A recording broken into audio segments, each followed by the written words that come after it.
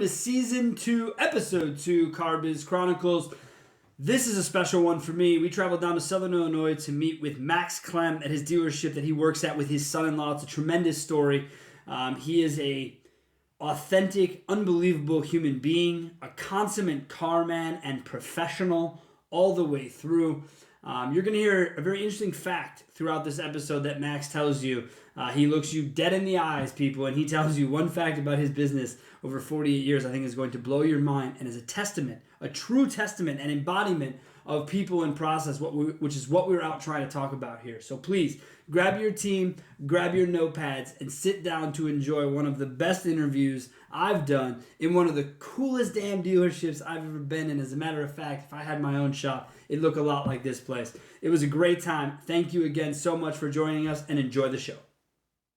Welcome to another episode of the Car Biz Chronicles Season 2. I am joined by Max. Max, thank you so much for joining me today. Man. Thank you. Thanks for the invitation. Yes, no problem. Max, you have been in the car business for how long? 48 years. 48 years. What got you into it? Well, I went out of college. I went straight to work for Burroughs Corporation, and at the time they were IBM's #1 competitor. Now, IBM had 90% of the market, and we had 10. Okay. And I was very fortunate to be trained very well by them, and I had a very good local manager. And at the end of my first year, I was fortunate to be in the top 10 in the country. And at the end of the year, I said, I need more territory. And he said, well, you know, I said, well, my income's going to be capped because there's only so many businesses at the time in '72 needed what IBM and Burroughs were selling. And he said, well, that's going to be a problem. And I said, well, just give me the territory of some of these guys that aren't producing. Just give me a little bit of each guy, and then, you know, I'll be okay. But I said, I'm working 6 days a week, and my income's okay, but, you know, it's not what I like. And he said, well, I don't know. I said, well, I'll tell you what. I can quit right now. I can quit in a day. I can quit in a week. I can quit in a month. I can quit whenever you want, but I'm going to get in the car business. And he kind of smiled. He said, well, why would you do that? I said, well, how come your dad's not working for Burroughs and he's in the car business? And I said, my father was in the car business, and your father's in the car business. My father passed away, unfortunately, at an early age, but I learned a lot from him. And the one thing that struck me about the car business was, I was growing up in the 50s and early 60s, and I said, how come we got more than everybody else? Sure. And he said, well, I work a little more than everybody else, and I work on straight commission, and nobody sets a cap on my income. Yeah. And I realized that working for a major corporation was great and great benefits, but there was a cap on my income. So I said, this doesn't work. And so that's how I got in the car business. And I was fortunate to be taken in by a dealer who was very aggressive and very much going like this on a rocket ship. And I got to enjoy the ride. Did you get similar training when you got into the car business, like you had mentioned about the previous job being so great? Yes. Yeah? Yes, this dealer was John Bierce out of Peoria, Illinois, and his GM was Gary Eftring, and great, outstanding training, unbelievable. Every day a sales meeting conducted by Gary, the GM, or John, the dealer, or the finance manager. And then as the business was developing, he would have selected salespeople hold a meeting. You would get advance notice on what you were going to do. We had a walk-around contest every year on the new product. This is back in the mid-'70s. I was going to say, 1970s, you're talking about walk-around contests, yes. Product giveaways, like having fun with it. Yes. In 1972, do you feel like training's taken a back seat as we've gotten further down the funnel of the car business from the 70s to today? Yes. Yeah. Why do you think that is? Your opinion. I think it's because, unfortunately, many dealers are driven by the bottom line and not by producing people. But did you just happen to see the little 14-minute segment Rick Hendrick did? I heard about it. I hadn't seen it. Unbelievable. He said, you know, our business is people. We're in the people business that sell cars. Just like Howard Schultz with Starbucks. We're not in the coffee business. We're in the people business selling coffee. And you know, whether we like Starbucks or don't like them, most of their people are pretty well trained. They are. And of course, Hendrick, you know his growth. And I just happened to catch this morning that 9 of his dealerships were rated as the best place to work out of ever how many was rated that last year. Right. Now 9 dealerships from one guy. That's pretty damn impressive. Yeah. I don't care if the guy has 50 or not. Right. Having 9 of anything, that speaks to process and people. Yeah. Was it more of an investment? Like, so you're saying bottom line. So you became a dealer, right? In your time. Was training important to you when you were a dealer and you made sure that you had an investment for it on your bottom line? Training was every day. Sales meeting, my sales manager, my F&I person. Because you followed the way you were raised. Right. And we had a strict agenda we followed. We sat down and agreed at the first of the month what we needed to do. That's what we followed. And I also brought in outside trainers to assist. And I was very fortunate after I got out of my own dealership, after I sold. I went to work for some guys that had multiple rooftops in various positions. And I was fortunate to spend 5 days with Cardone going through 8 dealerships. And that was the most he'd set foot in a dealership since. Yes. But, and like or dislike Cardone, Doesn't at matter the to time me. he was on his way up. Yep. And, he had a lot of great stuff. And but that was it 80? Oh, no, that was 90. You said 91 you sold, right? Yeah. So early 90s. You had already seen someone that kind of had the training trajectory and you thought, hey, this is important for my guys to have. Right. And right here in this little store that I'm with my son-in-law, we have training all the time. There's not many of us here, but right now we've just added a sales associate, and she's doing backup F&I. She's doing cash deals. She's assisting people when we get overran. Does she have any history in the car business? None. 19 years as a private secretary to a female woman who was in cosmetic and reconstructive surgery. And wow. But she went to see my daughter-in-law, or my daughter, Joel's my son-in-law. She went to see my daughter for a job, and she said, my husband needs somebody. And she said, I know people, and I know people, and every business is a people business. And she's jumped right in and just done an outstanding job, and handles people real well, and And you're training. So you're training her from ground up. And up. Giving her the same things that you raised on, and you follow the same ideals, I would assume, with relating to selling a car that you have your whole career, right? I mean, what has changed about the way you approach selling a car now? Maybe just the technology you use to engage? The technology used to engage, I think that we have to do a whole lot better job of listening now because of the millennials who are coming into the market. Okay. And they some people like them, some people don't. I treat everybody the same. Sure. But if you just ask them enough questions, they'll tell you how they want to be sold. Right. And that's the age-old story, though, right? In our business, that's right. Ask the right questions, people will tell you how to be sold. You don't have to sell them. No, that's right. Yeah, they'll sell themselves. Exactly. Yeah. And so it has. I think you have to be a less structured environment than we've had in the past. I was fortunate to be a trainer for a long time for a man with 8 rooftops, and he believed in training, unbelievable belief in training, and right out here in the middle of cornfield and bean field in central Illinois.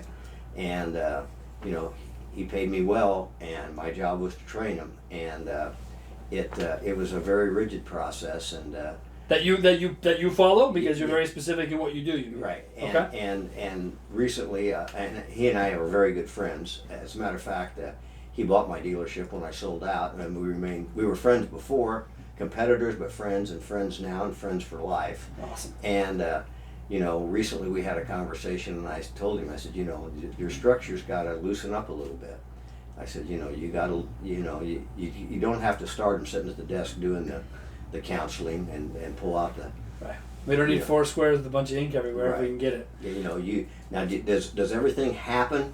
Yes, it just happens in a different way and less structured. Same questions are asked, but not quite as structured. Mm-hmm. And a lot of times, the people show up they're there to buy the car today, and you need to determine that. And that's one of the things I think that you can have appreciation as anyone who's been doing this long enough, and I know that I can.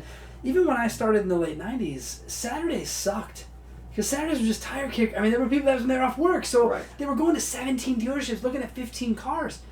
That doesn't happen anymore. No. People got their cell phones, they got the one option, maybe two options, and then that's it. So when they show up on my lot, the intent now is so much higher than it was even in the late 90s. I mean, Right. I can't even imagine how much you've seen intent change and customers change. When you look at training behavior at your store, you had said something that when you do it rigidly with your guys by meeting.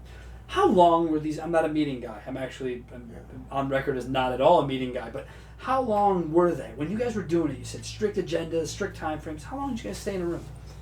Train. We tried to limit it to 30 minutes, and the first 10 to 15 were what did we sell yesterday, what's the trade-ins, going over all the fresh trades. So not just a meeting. Right. This isn't a talk at you meeting. This is a let's talk together meeting, right? We do the lot walks. Gosh, when's the last time someone did a good lot walk? Well, it's not a thing. No. My owner wouldn't let me clock in.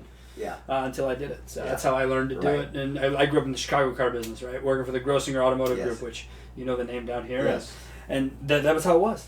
I'm gonna punch in. Cool. See what the trades were? Nope. Yeah. Have a nice day. Go to the back lot. That's right. So that's how you did it. That's how you still. When you say training is you got to be a little bit less rigid. Can you give me an example of what you would have done then that you would do now with, say, the new woman that you hired?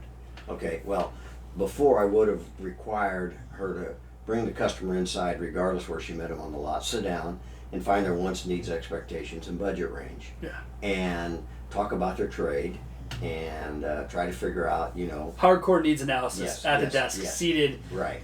Name, number, licenses, basically the start of a car deal. Right. Yeah. Okay. And the other day she said, I walked in and I threw a deal down on the desk, and she says, well, what's this? And I said, well, this is a deal. I said, please put the credit app in. And she goes, well, where'd you do all this? I said, out there on the back of his car, because that's the type of guy he was. He was a driver, as I call, I try to qualify people, or not qualify, but put them, who are they? Yeah. And the guy was a driver. He was a Donald Trump. And it was going to be his way or no way. 31 years in retail as a Walmart manager. Okay. 31 years as a Walmart manager, longer than that in retail. Sure. And when I got all done, he said, well, that was easy. And I said, well, let's make it easier. Send me your friends, neighbors, and relatives. Right. So she goes, can you do that? I said, sure. I said, you have to be flexible with the customer. You have to be able to do that. Yeah. And I said, how do you think he got to this little 50 used car lot with all these mega dealers in town? Right. How did he find us? And I'm not critical of them in any way. No. Because we have some outstanding dealers in the city that I'm in, and with very, very long reputations and very much community oriented, and they're good dealers, and they're all very, very successful. But what happened was that he got somebody that tried to pull him inside the building and was trying to qualify him. He had just came from hunting, so he don't want to be bothered. Yeah, he had on had on my camo gear, and here's what the rig I want to look at. Yeah. Yeah. And it didn't work, and so. So you've been doing this almost 50 years, and here you are saying publicly to people, because we don't get a lot of people that see this, maybe 5,000 to 10,000 who will see it, but you're telling them right now, don't try and drag this guy in. If he's willing to talk to you outside, talk to him outside. Right. See, I did that in 2013. I moved to not 2013. Jeez, when was this? 2005. I moved to Colorado, and a dealer that I was working for was from Chicago. I got the nickname Chicago Sean because I threw people out. I didn't care. Yeah. And a customer wouldn't come inside. So I walk inside, and I started wheeling a large table outside. Desk manager, where are you going? Someone will go outside with the desk. For what? I said, well, the customer won't come inside. So I want to work cardio. Yeah. You can't do that. Well, that seems odd. The table rolls and the chairs roll. I know it seems odd. So we did it. We made a cardio. It was a whole big thing. But people aren't progressive. When did that flip happen for you? Where you were just like, I gotta kind of abandon a little bit of the old ideals. I was thinking back probably 6 years ago. Okay. When I went to work for a man that had 17 rooftops as a used car buyer. Okay. And I was in all 17 rooftops once or twice a week. And interesting what perspective you get when you're just kind of poking in. Yeah. You know what I mean? Listening. Seeing things. Who's that guy with the easy job? Yeah. Don't worry about it. Go back to selling cars. Mind your own business. I put in my time. Yeah. And why does he stop a guy and say, why don't you try this? Or why does he just walk in the middle of a deal and start sitting down and and talking to the people. I laugh because my biggest client has 17 stores, and he's the only one that I go visit in person. Yeah. Because it was his idea to start our company, and that's what I hear when I walk into his stores. People are like, if they're new, who is that guy? Yeah. Why did he just tell me how to up a customer? I was like, well, you're sitting with your hands in your pocket. There's a customer on the lot. Yeah. So I'd like you to get your hands out of your pocket. The reason I know you're a pro, Max, because I came in your store, and you gave me your card. Right? First time I met you, Yeah. you gave me your card.